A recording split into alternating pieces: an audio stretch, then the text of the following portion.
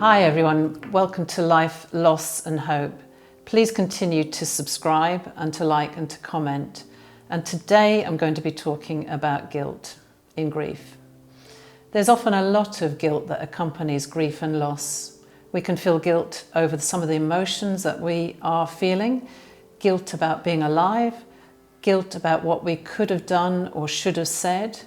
We can feel guilt about being estranged, guilt about not doing enough for our loved ones. Guilt seems to be everywhere in grief.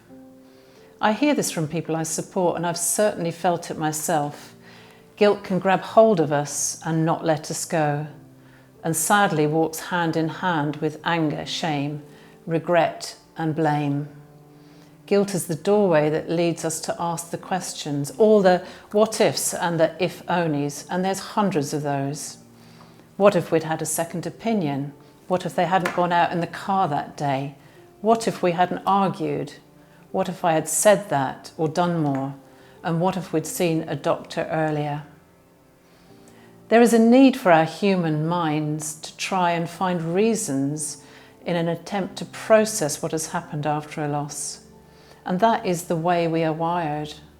Naturally, our minds look to find a logical explanation or a cause to explain any situation or event. It's called the cause and effect brain process that helps us problem solve, learn and gain control over our environment, even from an early age. However, our thoughts in grief are not logical, and we can often end up blaming ourselves or others, or even God, for the death of our loved one. And we can feel like somehow we have contributed to the death of our loved one. The narrative in my head after my mother's death was just this. If only we had taken her to a different specialist. If only we had realised sooner that something was wrong. We may have caught it sooner and she would have survived. I thought it was my fault for causing her so much stress as a teenager. I thought it was my fault because she'd had 2 weddings to organise and pay for close to her becoming ill, and that the stress of that must have been the cause of her brain tumour. The wedding blame is a classic example of what we call proximal guilt, and is very common in grief. That is, that we can attach guilty feelings to events near our loved one's death, and those in our mind become the cause of death. It is really quite illogical and unhealthy. I even used to look at old photos of her to see if I could see something visible in the invisible, that maybe I would have spotted the sign of illness or cancer sooner, and maybe that would have helped. I guess we always want to think that we could have saved them by loving them more, by giving more attention, more hugs, or by finding an alternative medical treatment. By being there, by not being there, it's endless. Eventually, I realised that the brain tumour had been there for years, growing slowly, and there was nothing that could have been done to prevent her death. The tumour was deep-seated in the brain and inoperable. And even if she had have had more time, it would have meant more suffering and no decent life quality. Her death was not my fault or anybody else's. The cancer was just too much for her body, and as brutal as it sounds, it was the cancer that caused her death. It is really important to acknowledge and work through all your questions, the if-onlys and the what-ifs in grief. Don't dismiss them and let yourself ruminate on them. It's what I refer to as the computer wheel spin, where the device in your hand is searching for a connection and you see the wheel go round and round and round. And that's just like our grieving mind, searching for concrete reasons and answers. So allowing this rumination is good and productive, even though it doesn't feel like it at the time.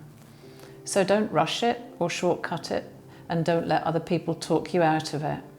Find someone that you can share your thoughts with, who will just listen and not give advice or try to minimise your questions. If you express your guilt to someone who doesn't understand, they may say something like, "That's ridiculous. I know you did everything for your loved one. Why do you think you let them down, or that you didn't do enough?" This response doesn't really help, even though it is usually the truth, you did everything that you could. What you are feeling, this guilt, is common, and it just needs to be heard and validated. I don't know about you in life, but I find one of the most frustrating things is being in a situation where I can do nothing. And I think that's what we all want to do. We want to do something, and that's why death is so tough, because we can do nothing about it. And so the question comes, what do you do in grief when there's nothing you can do? Our total lack of control over our situation can lead us to feel guilty, angry, blaming ourselves or other people. And the root of these emotions is actually our powerlessness and our inability to change what has happened. And strangely enough, what I've witnessed is our minds would rather feel guilty or blame than to feel helpless and no power to change what has happened. Most guilt is based on the false assumption that if I'd tried harder, things would be different. And every time we feel we could have done something, it gives us a feeling of control. And each if only suggests that the disaster could have been averted or at least postponed if something different had been done. But sadly, it's an illusion of control, because often we can't manage situations as much as we would like to or think we can. Every if only takes today's knowledge and tries to apply it to yesterday's experience. After all, we didn't know yesterday what we know today. Guilt can then make us feel bad about ourselves for what we didn't do, but we could have done, what we should have done, what we wish we'd done, and in the hope that that would have changed the outcome. It's important to remember that feeling guilty doesn't make us actually guilty. In my experience, although most people say they feel at fault or that they've let their loved one down, there really isn't any evidence to suggest that they are in any way to blame. Please remember that feeling guilty is part of grief, but that it does not make you guilty. And blame is exactly the same. Guilt says I could have done something, therefore it's my fault, while blame says they could have done something, so it's their fault. And both guilt and blame assume that there has to be a fault, which is often not the case.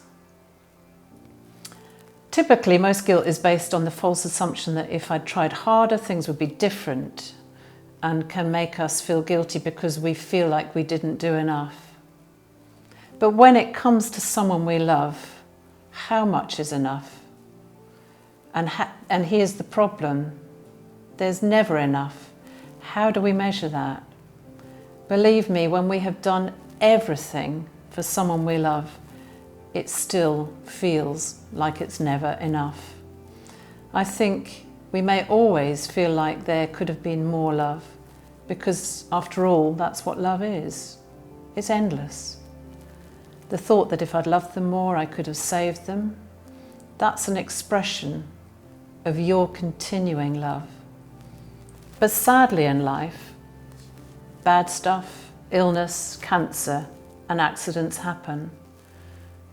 We can't prevent death happening and often have no control over the tragic outcomes. Practically, if you are struggling with guilt, it can be very helpful to remind yourself about all the things that you did do for your loved one and focus on these. Even make a list of all the ways that you cared for them, the acts of kindness, the ways you expressed your love, and all the special times, all the gifts, all the surprises, all the talks that you had together.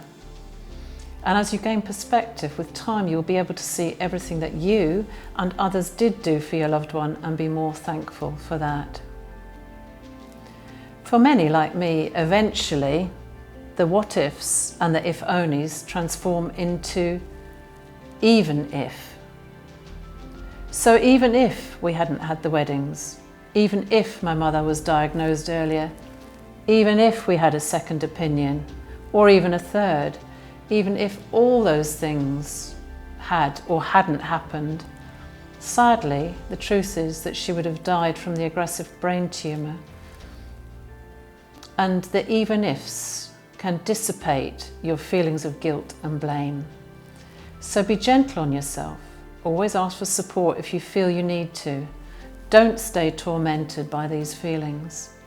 And be assured that as you feel the anger, the guilt, the blame, and you process them and then release them, you are journeying towards peace and healing.